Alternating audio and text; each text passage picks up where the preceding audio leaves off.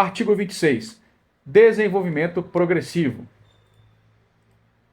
Os Estados-partes comprometem-se a adotar providências tanto no âmbito interno como mediante cooperação internacional, especialmente econômica e técnica, a fim de conseguir progressivamente a plena efetividade dos direitos que decorrem das normas econômicas, sociais e sobre educação, ciência e cultura, constantes da Carta da Organização dos Estados Americanos, reformada pelo Protocolo de Buenos Aires, na medida dos recursos disponíveis por via legislativa ou por outros meios apropriados. Aqui estamos falando do direito de segunda dimensão, que sempre são de maneira progressiva. Suspensão de garantias, interpretação e aplicação. Artigo 27. Suspensão de garantias. Parágrafo 1.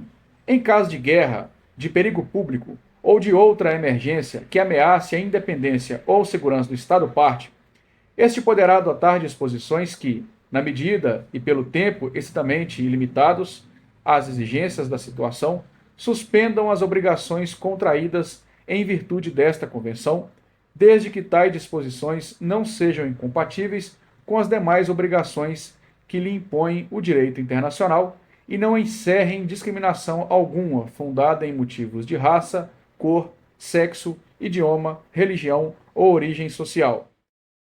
2. A disposição precedente não autoriza a suspensão dos direitos determinados seguintes artigos: direito ao reconhecimento da personalidade jurídica, direito à vida, direito à integridade pessoal, proibição da escravidão e servidão, princípio da legalidade e da retroatividade, liberdade de consciência e de religião, proteção da família, direito ao nome, direitos da criança, direito à nacionalidade, direitos políticos, nem das garantias indispensáveis para a proteção de tais direitos. Este parágrafo é muito importante. Ele fala na autorização de suspensão de determinados direitos em caso de guerra, perigo público ou outra emergência. Porém, mesmo nesses casos, os direitos do parágrafo 2 não poderão ser suspensos. Leve-os para a prova. 3. Todo Estado-parte que fizer uso do direito de suspensão deverá informar imediatamente os outros Estados-partes na presente Convenção, por intermédio do Secretário-Geral da Organização dos Estados Americanos, das disposições cuja aplicação haja suspendido, dos motivos determinantes da suspensão e da data em que haja dado por terminada tal suspensão. Artigo 28. Cláusula federal. Parágrafo 1. Quando se tratar de um Estado-parte constituído como Estado federal, o governo nacional do aludido Estado-parte cumprirá todas as disposições da presente Convenção relacionadas com as matérias sobre as quais exerce competência legislativa e judicial. 2. No tocante às disposições relativas às matérias que correspondem à competência das entidades componentes da Federação, o governo nacional deve tomar imediatamente as medidas pertinentes em conformidade com a sua Constituição e suas leis, a fim de que as autoridades competentes das referidas entidades possam adotar as disposições cabíveis para o cumprimento desta Convenção. 3. Quando dois ou mais Estados-partes decidirem constituir entre eles uma federação ou outro tipo de associação, diligenciarão no sentido de que o pacto comunitário respectivo contenha as disposições necessárias para que continuem sendo efetivas no novo Estado, assim organizado as normas da presente Convenção. Artigo 29. Normas de interpretação. Nenhuma disposição desta Convenção pode ser interpretada no sentido de permitir a qualquer dos Estados-partes, grupo ou pessoa suprimir o gozo e exercício dos direitos e liberdades reconhecidos na Convenção ou limitá-los em maior medida do que a nela prevista. A linha B. Limitar o uso e exercício de qualquer direito ou liberdade que possam ser reconhecidos de acordo com as leis de qualquer dos Estados-partes ou de acordo com outra convenção em que seja parte um dos referidos Estados. C. Excluir outros direitos e garantias que são inerentes ao ser humano ou que decorram da forma democrática representativa de governo e, a linha D, excluir ou limitar o efeito que possam produzir a Declaração Americana dos Direitos e Deveres do Homem e outros atos internacionais da mesma natureza.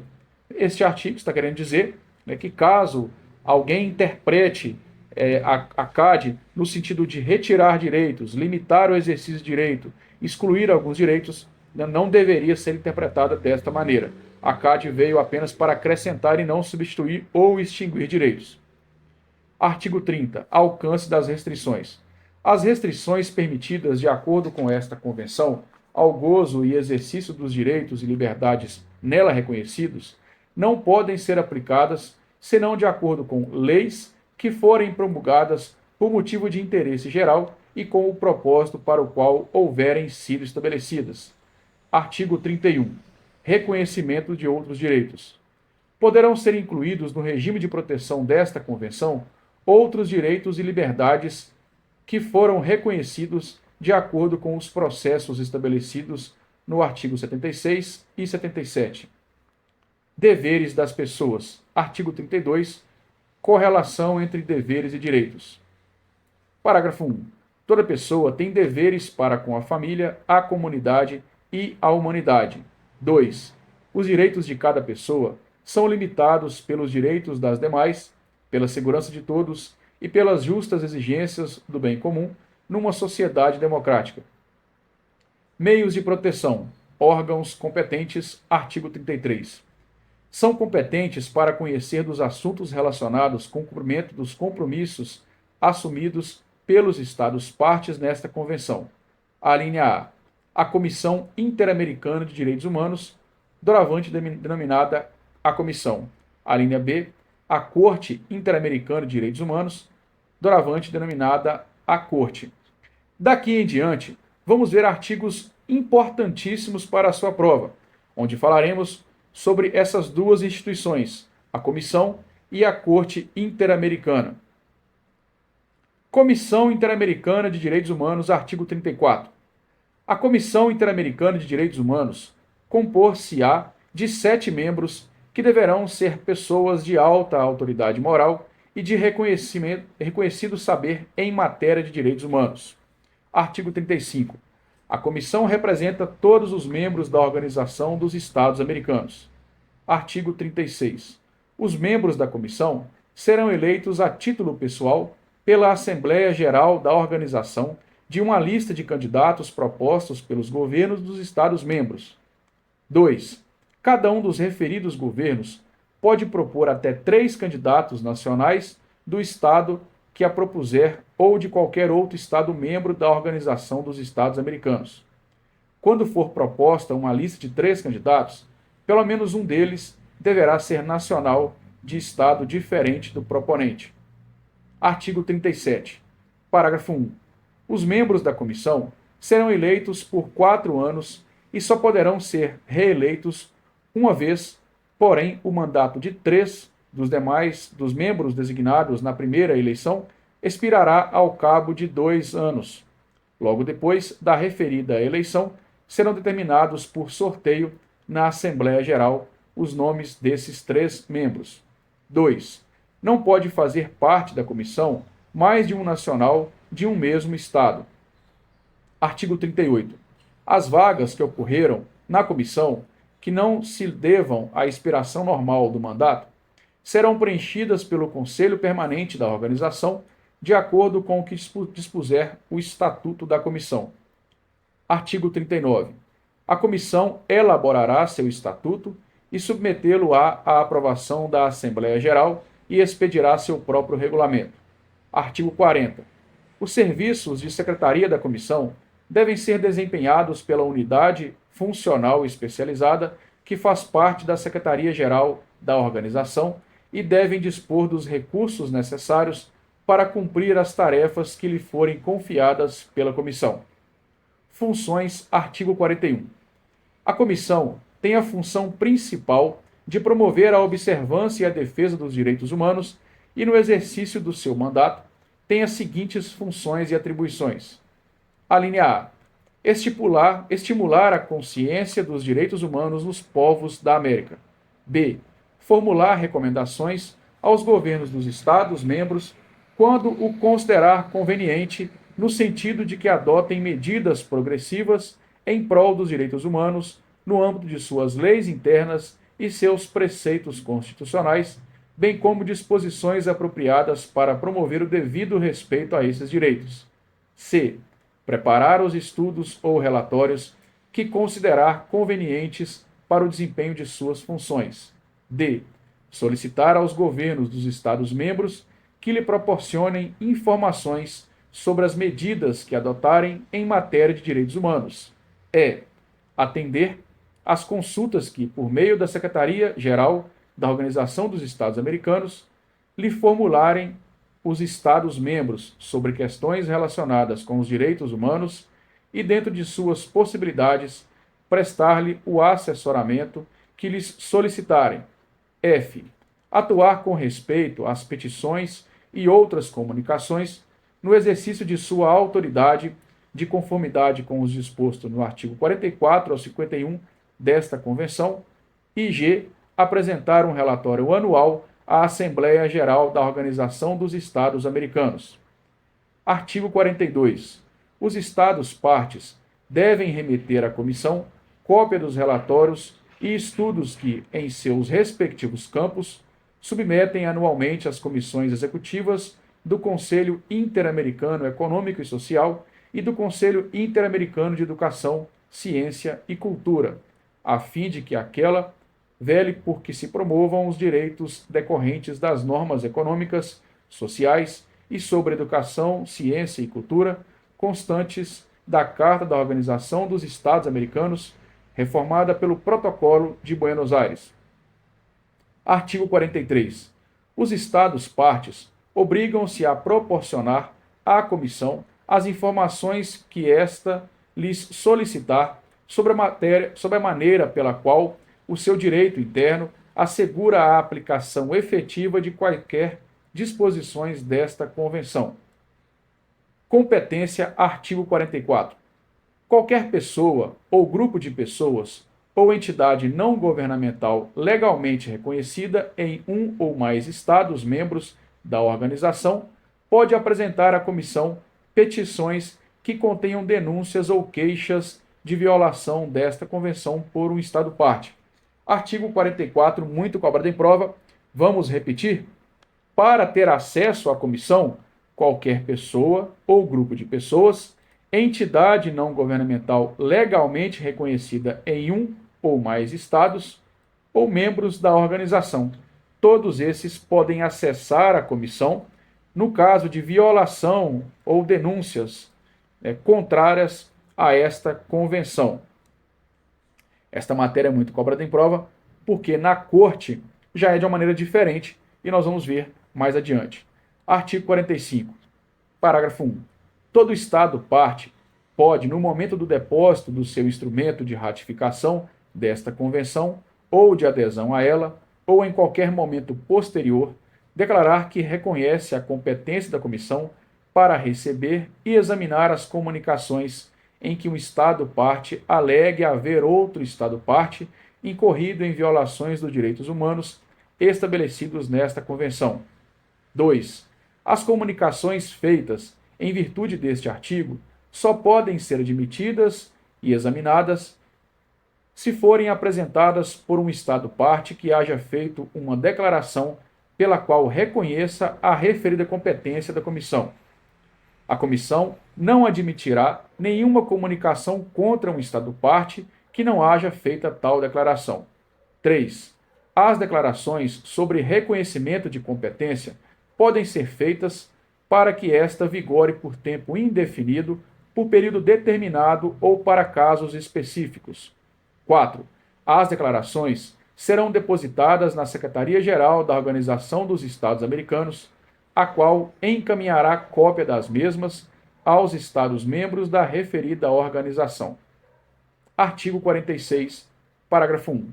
Para que uma petição ou comunicação apresentada de acordo com os artigos 44 ou 45 seja admitida pela Comissão, será necessário: A linha A. Que hajam sido interpostos e esgotados os recursos da jurisdição interna, de acordo com os princípios de direito internacional geralmente reconhecidos. Para que você vá até a comissão, primeiramente você tem que reclamar dentro do seu próprio país. Então, por isso, é necessário que você esgote todos os recursos dentro da sua jurisdição interna e só assim poderá procurar a comissão. A linha B. Que seja apresentada dentro do prazo de 6 meses a partir da data em que o presumido prejudicado em seus direitos tenha sido notificado da decisão definitiva. A linha C. Que a matéria da petição ou comunicação não esteja pendente de outro processo de solução internacional.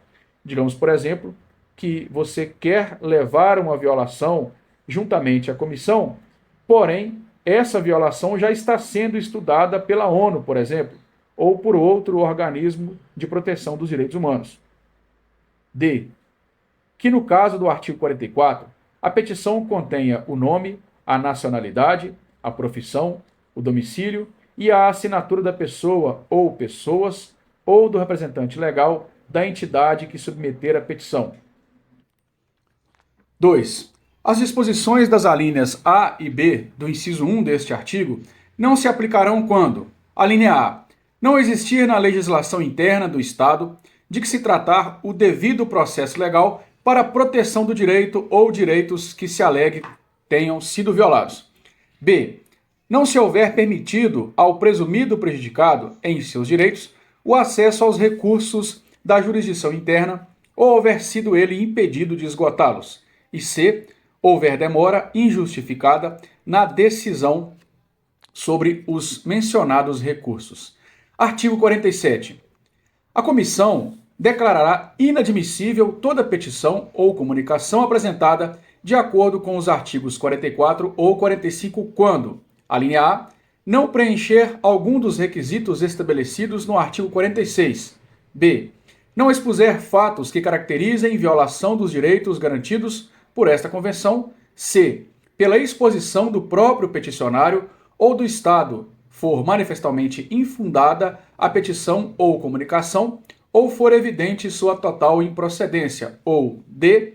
For substancialmente reprodução de petição ou comunicação anterior, já examinada pela comissão ou por outro organismo internacional. Processo artigo 48. Inciso 1.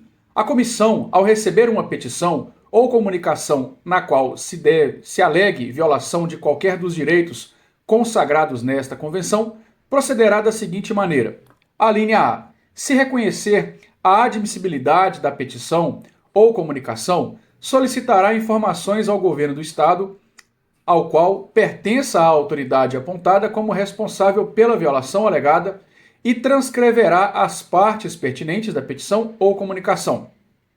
As referidas informações devem ser enviadas dentro de um prazo razoável fixado pela comissão, ao considerar as circunstâncias de cada caso. A linha B. Recebidas as informações ou transcorrido o prazo fixado, sem que sejam elas recebidas, verificará se existem ou subsistem os motivos da petição ou comunicação. No caso de não existirem ou não subsistirem, mandará arquivar o expediente. C. Poderá também declarar a inadmissibilidade ou improcedência da petição ou comunicação com base em informação ou prova supervenientes. D. Se o expediente não houver sido arquivado e com o fim de comprovar os fatos, a comissão procederá, com conhecimento das partes, a um exame do assunto exposto na petição ou comunicação. Se for necessário e conveniente, a comissão procederá a uma investigação para cuja eficaz realização solicitará e os estados interessados lhe proporcionarão todas as facilidades necessárias. A linha E. Poderá pedir aos estados interessados qualquer informação pertinente e receberá, se isso lhe for solicitado, as exposições verbais ou escritas que apresentarem os interessados. E a linha F. Pôr-se-á à disposição das partes interessadas a fim de chegar a uma solução amistosa do assunto fundada no respeito aos direitos humanos reconhecidos nesta convenção. Inciso 2. Entretanto, em casos graves e urgentes, pode ser realizada uma investigação mediante prévio consentimento do Estado em cujo território se alegue haver sido cometida a violação, tão somente com a apresentação de uma petição ou comunicação que reúna todos os requisitos formais de admissibilidade. Lembre, deverá ter mediante prévio consentimento do Estado. Artigo 49. Se houver chegado a uma solução amistosa, de acordo com as disposições do inciso 1F do artigo 48, a comissão redigirá um relatório que será encaminhado ao peticionário e aos Estados partes nesta convenção e, posteriormente, transmitido para sua publicação ao secretário-geral da Organização dos Estados Americanos. O referido relatório conterá uma breve exposição dos fatos e da solução alcançada. Se qualquer das partes, no caso, o solicitar, ser-lhe-á proporcionada a mais ampla informação possível. Artigo 50, inciso 1. Se não se chegar a uma solução e dentro do prazo que for fixado pelo Estatuto da Comissão, esta redigirá um relatório no qual exporá os fatos e suas conclusões. Se o relatório não representar no todo ou em parte o acordo unânime dos membros da comissão, qualquer deles poderá agregar ao referido relatório seu voto em separado. Também se agregarão ao relatório as exposições verbais ou escritas que houverem sido feitas pelo interessado em virtude do inciso 1, a linha E, do artigo 48. Inciso 2. O relatório será encaminhado aos estados interessados, aos quais não será facultado publicá-los. 3. Ao encaminhar o relatório, a comissão pode formular as proposições e recomendações que julgar adequadas. Artigo 51, inciso 1. Se no prazo de 3 meses, a partir da remessa aos estados interessados do relatório da comissão, o assunto não houver sido solucionado ou submetido à decisão da Corte pela comissão ou pelo estado interessado, aceitando sua competência, a comissão poderá emitir, pelo voto da maioria absoluta dos seus membros, sua opinião e conclusões sobre a questão submetida à sua consideração. Prazo sempre é importante, portanto, lembre deste prazo de 3 meses relacionado ao artigo 51. Inciso 2. A comissão fará as recomendações pertinentes e fixará um prazo dentro do qual o Estado deve tomar as medidas que lhe competirem para remediar a situação examinada. 3. Transcorrido o prazo fixado, a comissão decidirá pelo voto da maioria absoluta dos seus membros se o Estado tomou ou não medidas adequadas e se publica ou não seu relatório.